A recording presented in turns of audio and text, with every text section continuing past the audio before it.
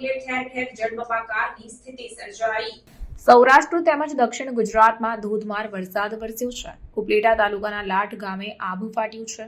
2 કલાકમાં અંદાજે 11 ઇંચ વરસાદથી ગામની બજારોમાં નદીઓ વહેતી થઈ છે, તો બીજી તરફ કેશોદના શેરગઢમાં પણ જળબંબાકારની સ્થિતિનું નિર્માણ થયું છે।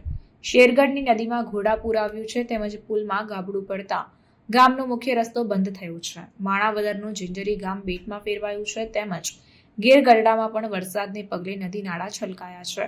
તો બીજી તરફ દક્ષિણ ગુજરાતમાં નવસારી તેમજ વલસાડમાં ધોધમાર વરસાદ વરસ્યો છે। રાજ્યમાં સવારે 6 વાગ્યાથી 10 વાગ્યા સુધીમાં 94 તાલુકામાં વરસાદ નોંધાયો છે।